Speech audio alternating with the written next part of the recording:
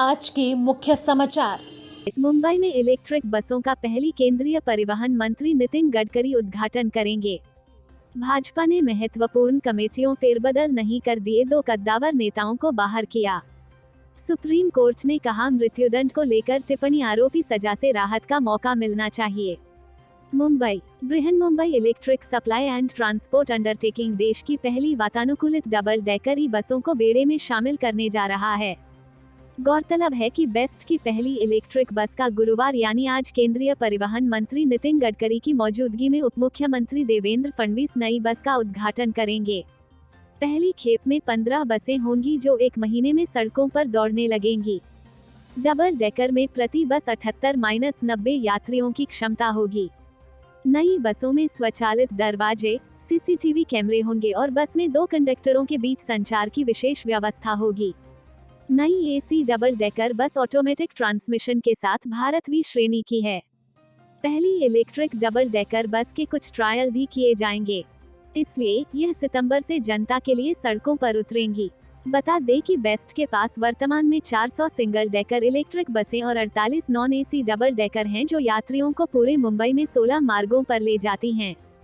वर्तमान में बेस्ट के पास कितनी डबल डेकर बसें हैं? इससे पहले बेस्ट के पास आइकॉनिक लाल डबल डेकर बसें थीं, जिन्हें 1937 में लंदन की लाल डबल डेकर बसों की तर्ज पर सड़कों पर उतारा गया था।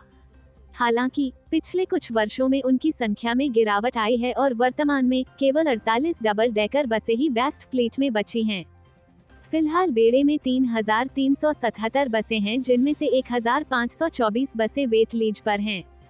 लेकिन इन 900 डबल डेकर बसों के जुड़ने से वेट लीज पर बसें 2,424 हो जाएंगी, जो कुल बेड़े का 50% से अधिक हैं। नई एक डबल डेकर ई बसों में ड्राइवर निजी ऑपरेटर द्वारा उपलब्ध कराए जाएंगे, जो वाहनों के रखरखाव के लिए भी जिम्मेदार होंगे। बेस्ट ऑपरेटर को शुल्क के रूप में 56.40 रुपये प्रति किमी का भुगतान करेगा। इसी के साथ बता दें कि बेस्ट ने एक प्राइवेट कंपनी को चरणों में 900 इलेक्ट्रिक बसों की आपूर्ति के लिए अनुबंध दिया है, जिनमें से 50% मार्च 2023 तक वितरित की जाएंगी। गौरतलब है कि मुंबई में हर दिन 31 लाख यात्री बस से सफर करते हैं। अगले 1 से 2 साल में यात्रियों की संख्या में और 1 से 2 लाख का इजाफा हो सकता है। सरकार पहले ही 900 डबल डेकर इलेक्ट्रिक बसों को मंजूरी दे चुकी है, जिसमें इस साल के अंत तक 225 बसें चलती देखी जा सकती हैं। साथ ही अगली 225 बसें मार्च 2023 में मुंबई की सड़कों पर और शेष 450 बसें जून 2023 में चलती दिखाई देंगी। मुंबई भारतीय जनता पार्टी ने अपनी 2 सबसे महत्वपूर्ण कमेटियों में यूं ही बड़े फेरबदल नहीं कर दिए। भाजपा के 2 कद्दावर नेताओं को इस कमेटियों से बाहर कर देना और फिर कुछ नए और कुछ अनुभवी चेहरों को वरीयता देकर इन कमेटियों में समायोजित करना भविष्य की राजनीति के लिहाज से बहुत कुछ कहता है। राजनीतिक जानकारों का मानना है कि भारतीय जनता पार्टी की इन 2 समितियों ने आने वाले चुनावों के लिहाज से उत्तर से लेकर दक्षिण और पश्चिम से लेकर नॉर्थ ईस्ट तक सबको साधने की न सिर्फ कोशिश की है, बल्कि आगामी चुनावों में जीतने के लिए एक नया रोडमैप तैयार कर दिया है। पार्टी की सबसे मजबूत और ताकतवर मानी जाने वाली संसदीय बोर्ड से मध्य प्रदेश के मुख्यमंत्री शिवराज सिंह चौहान और केंद्रीय मंत्री नितिन गडकरी को बाहर कर दिया गया है। नए संसदीय बोर्ड में इन दोनों नेताओं का बाहर होना चौंकाता भी है। हालांकि भारतीय जनता पार्टी से जुड़े सूत्रों का कहना है कि पार्टी ने लंबे समय से अपना योगदान देने वाले वरिष्ठ और अनुभवी लोगों को महत्वपूर्ण समितियों में जगह दी गई है। फिलहाल भाजपा के संसदीय बोर्ड में जो नाम जुड़े हैं, उसमें कर्नाटक के पूर्व मुख्यमंत्री बीएस येदियुरप्पा के साथ साथ बीएल संतोष और असम के पूर्व मुख्यमंत्री सर्बानंद सोनोवाल समेत भारतीय जनता पार्टी के ओबीसी मोर्चा के राष्ट्रीय अध्यक्ष के लक्ष्मण समेत सिख नेता इकबाल सिंह लालपुरा का नाम शामिल है। जानकारों का मानना है कि भारतीय जनता पार्टी ने दक्षिण को मजबूत करने के लिए लिहाज से कर्नाटक के पूर्व मुख्यमंत्री बीएस येदियुरप्पा के लक्ष्मण और बीएल संतोष को आगे किया है। वरिष्ठ राजनीतिक जानकारों का मानना है कि जिस तरीके से बीएस येदियुरप्पा से इस्तीफा लिया गया था, उससे लोकसभा के चुनावों के साथ साथ विधानसभा में होने वाले चुनावों में नुकसान की पूरी भरपाई येदियुरप्पा को पार्टी की सबसे महत्वपूर्ण कमेटी में शामिल करने के साथ हो जाएगी। इसके अलावा संसदीय बोर्ड में के लक्ष्मण के नाम के साथ आंध्र प्रदेश और तेलंगाना में अपनी मजबूत स्थिति को दर्ज कराने की कोशिश की है। संगठन के महत्वपूर्ण सदस्य बीएल संतोष का नाम भी दक्षिण भारत में भारतीय जनता पार्टी की स्थिति को मजबूत करेगा। वरिष्ठ राजनीतिक विश्लेषक डीएस तोमर कहते हैं कि भारतीय जनता पार्टी ने वास्तव में इस संसदीय बोर्ड में उत्तर, दक्षिण, पश्चिम और नॉर्थ ईस्ट को साधा है। वो कहते हैं कि संसदीय बोर्ड में सुधा यादव का नाम बहुत महत्वपूर्ण है। तोमर कहते हैं कि सुधा यादव के पति बीएसएफ में थे और कारगिल युद्ध के दौरान शहीद हो गए थे। सुधा यादव को संसदीय बोर्ड में शामिल करने के साथ भारतीय जनता पार्टी ने स्पष्ट तौर पर संदेश देने की कोशिश की है कि उनकी पार्टी सेना और अर्धसैनिक बलों का न सिर्फ सम्मान करती है बल्कि पार्टी में महत्वपूर्ण जगह भी देती है। पंजाब के सिख नेता और भारतीय जनता पार्टी के वरिष्ठ सदस्य इकबाल सिंह लालपुरा को पार्टी ने संसदीय बोर्ड में शामिल कराने वाले लोकसभा के चुनावों में सिखों की नाराजगी को दूर करने का एक बड़ा प्रयास किया है। तोमर कहते हैं कि किसानों के लगातार चले आंदोलन की वजह से जो नुकसान हुआ है उससे इसकी भरपाई की कोशिश की गई है। भारतीय जनता पार्टी के वरिष्ठ नेता कहते हैं कि पार्टी ने जो नए संसदीय बोर्ड का गठन किया है वो बताता है कि पार्टी ने अपने अनुभवी और पुराने कार्यकर्ताओं को सम्मान दिया है। उनका कहना है कि पार्टी अपने इन पुराने नेताओं के अनुभवों से एक नया मुकाम हासिल करेगी। वो कहते हैं कि बीएस येदियुरप्पा, सत्यनारायण जटिया और के लक्ष्मण जैसे नेताओं ने पार्टी में अपना बहुत योगदान दिया है। यही वजह है कि पार्टी उनको अपनी सबसे महत्वपूर्ण कमेटी में शामिल करके यह संदेश दे रही है कि पार्टी किसी भी कार्यकर्ता और पुराने से पुराने नेता को भूलती भी नहीं है और उनको बाकायदा महत्वपूर्ण कमेटियों में शामिल कर सम्मान भी करती है।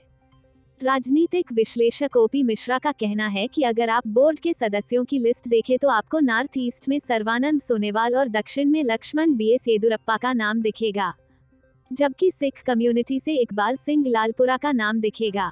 वो कहते हैं कि नॉर्थ ईस्ट में सर्बानंद सोनेवाल के नाम के साथ पार्टी ने युवाओं से लेकर हर वर्ग में अपने जुड़ाव का संदेश दिया है। भारतीय जनता पार्टी की सबसे महत्वपूर्ण संसदीय कमेटी के बाद चुनाव समिति में शामिल किए गए नाम भी बहुत संदेश देने वाले हैं। हाल में ही महाराष्ट्र के बड़े राजनीतिक घटनाक्रम में जिस तरीके से पूर्व मुख्यमंत्री देवेंद्र फडणवीस को उप मुख्यमंत्री का पद दिया गया था उससे चर्चाएं हो रही थी कि फडणवीस का पार्टी में कद घट गया है। वरिष्ठ पत्रकार हिमांशु शितोले कहते हैं कि लेकिन पार्टी ने एक झटके में ही चुनाव समिति में उनको शामिल कर इस पूरी धारणा को बदल दिया। शितोले के मुताबिक देवेंद्र फडणवीस के लिए तो यह बहुत बड़ी जिम्मेदारी है ही बल्कि उनके विरोधियों के लिए यह एक संदेश भी है कि पार्टी किस तरीके से बड़े नेताओं में सामंजस्य बिठाकर अपने युवा नेताओं को आगे बढ़ाती है। हालांकि शितोले कहते हैं कि पार्टी ने फडणवीस का नाम किसी संदेश देने के लिए इस कमेटी में शामिल नहीं किया है बल्कि एक युवा नेता के तौर पर जिस तरीके से उनको पहले प्रमोट किया जा रहा था ठीक उसी तरीके से आगे बढ़ाया है। चुनाव समिति में देवेंद्र फडणवीस के बाद एक महत्वपूर्ण नाम भूपेंद्र यादव का भी जुड़ा है। राजनीतिक जानकारों का मानना है पार्टी नए चेहरों को बड़ी जिम्मेदारी वाली कमेटियों में शामिल कर एक नई दिशा में आगे बढ़ रही है। चुनाव समिति में संसदीय बोर्ड के सभी सदस्यों के साथ ओम माथुर को भी जगह मिली है। चूंकि ओम माथुर राजस्थान से ताल्लुक रखते हैं और वहां पर आने वाले दिनों में विधानसभा चुनाव है, ऐसे में अनुमान लगाया जा रहा है कि ओम माथुर को इस समिति में शामिल कर उनको न सिर्फ एक बड़ी जिम्मेदारी दी गई है बल्कि राजस्थान के लिहाज से चुनावी रोडमैप तैयार किया गया है। नई दिल्ली सुप्रीम कोर्ट ने बुधवार को कहा कि मृत्युदंड अपरिवर्तनीय है, इसलिए अभियुक्त को राहत संबंधी परिस्थितियों को लेकर हर प्रकार के अवसर उपलब्ध कराने चाहिए ताकि अदालत यह निर्णय ले सके कि संबंधित मामले में मृत्युदंड वांछित नहीं है। जस्टिस यूयू ललित की अध्यक्षता वाली 3 न्यायाधीशों की पीठ ने संभावित राहत देने वाली परिस्थितियों के संबंध में दिशा निर्देशों पर अपना आदेश सुरक्षित रखा। पीठ ने कहा कि अदालतें उचित रूप से राहत के लिए सजा देने से पहले मामले को स्थगित कर सकती हैं। जस्टिस एसआर भट्ट और जस्टिस सुधांशु धूलिया भी पीठ के सदस्य थे। शीर्ष न्यायालय ने कहा कि अगर अपराध सिद्धांत थ्योरी के आधार पर अदालत इस नतीजे पर पहुंचती है कि मौत की सजा जरूरी नहीं है तो उसे उसी दिन उम्र कैद की सजा देने की आज़ादी होनी चाहिए। वहीं अगर मामले में मौत की सजा के संबंध में कुछ अतिरिक्त बातचीत की आवश्यकता है तो उसको लेकर कोशिश की जानी चाहिए। न्याय मित्र के रूप में नियुक्त किए गए वरिष्ठ अधिवक्ता सिद्धार्थ दवे ने कोर्ट के सामने रखा कि शीर्ष अदालत के पहले के आदेश के अनुसार गंभीरता कम करने वाली परिस्थितियां को तैयार किया जाना है। शीर्ष अदालत ने पहले कहा था कि यह सुनिश्चित करने की तत्काल आवश्यकता है कि उन अपराधों के लिए कम करने वाली परिस्थितियों पर विचार किया जाए जिनमें मौत की सजा की आशंका हो। साथ ही कहा गया था कि मौत की सजा वाले अपराध के लिए राज्य को उचित वक्त पर आरोपी के मनोवैज्ञानिक मूल्यांकन का खुलासा करने के लिए सत्र न्यायालय के समक्ष पहले से जमा किए गए सबूत पेश करने चाहिए। आपराधिक कानून में गंभीरता कम करने वाली परिस्थितियां वाले कारक हैं जो अपराधी के अपराध को कम करने में मदद करते हैं और जजों को सजा के साथ अधिक उदार होने के लिए प्रोत्साहित करते हैं।